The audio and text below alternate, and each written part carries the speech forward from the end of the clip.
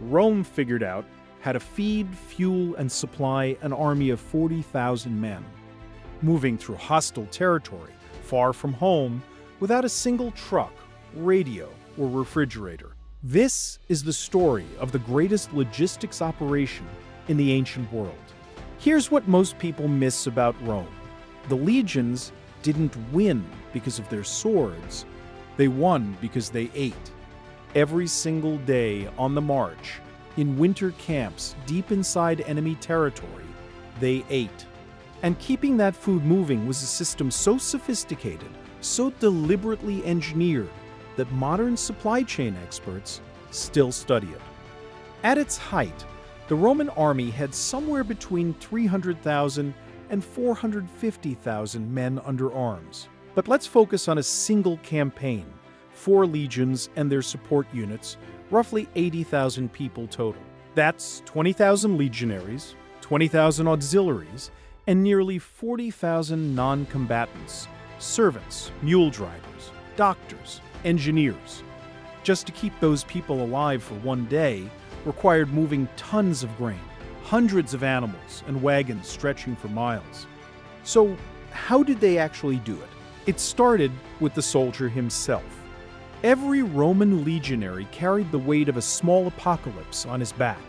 The sarcina, his marching pack, weighed between 70 and 90 pounds. Inside it, tools, a stake for the camp palisade, cooking gear, and 3 days of rations. Whole grain, not flour.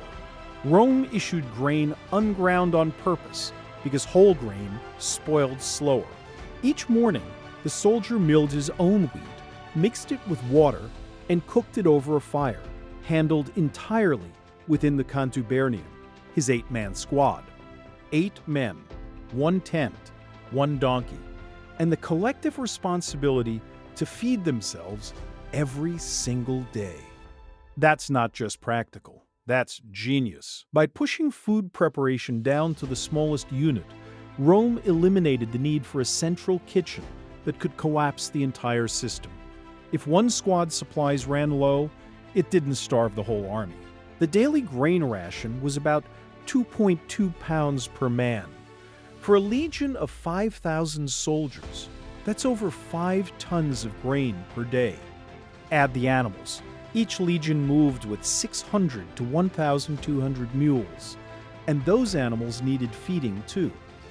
A campaign force of 4 legions required roughly 10,000 pack animals. Each mule ate, each mule needed water, each mule had to be managed, stabled, and replaced when it died. Julius Caesar himself put it plainly, it is by proper maintenance of supplies that armies are kept together. But soldiers couldn't carry everything forever. That's where the infrastructure came in. Rome didn't just build roads to move armies, they built roads to move food. At its peak, the Roman road network covered more than 250,000 miles. 29 major highways radiated out from Rome like spokes on a wheel. Every 10 miles, there was a relay station where couriers could swap horses.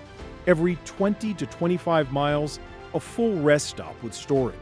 A courier on a Roman road could cover 75 miles in a single day. Tiberius, the future emperor, once traveled 217 miles in 24 hours to reach his dying brother. That's not just impressive for 9 BC, that's impressive, period. And where roads met rivers and coastlines, Rome used ships.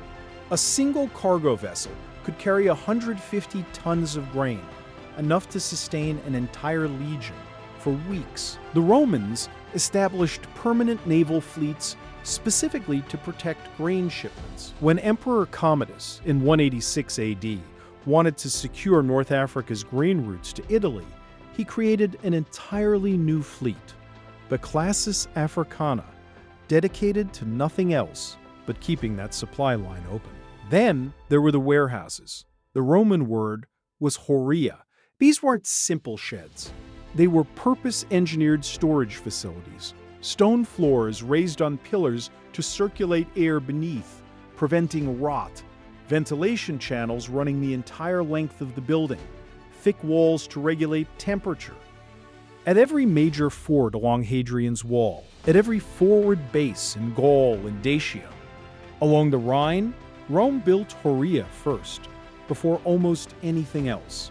By the time Emperor Septimius Severus died in 211 AD, Rome's central warehouses held enough food to feed the city's 1 million inhabitants for 7 full years. That's not coincidence. That's deliberate, systematic stockpiling at a scale that still staggers the imagination. And when the supply chain couldn't reach you, you foraged. Rome had a word for it: Frumentatio.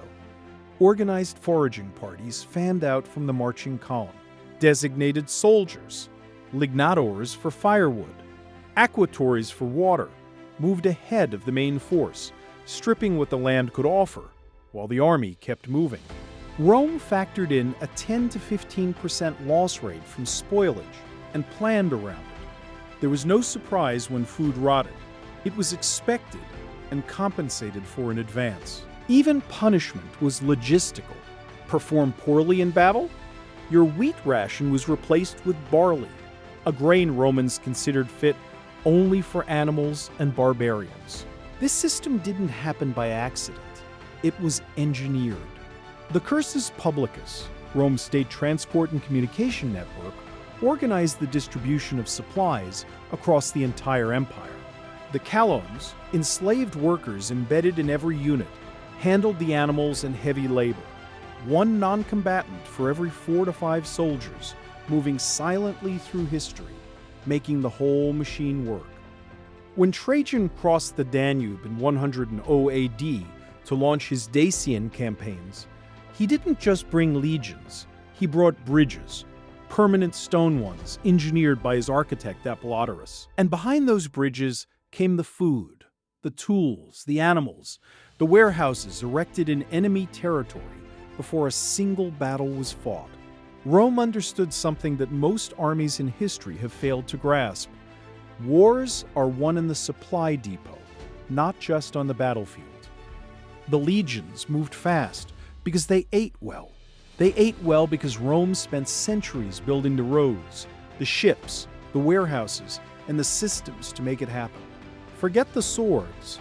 The real weapon was the grain supply.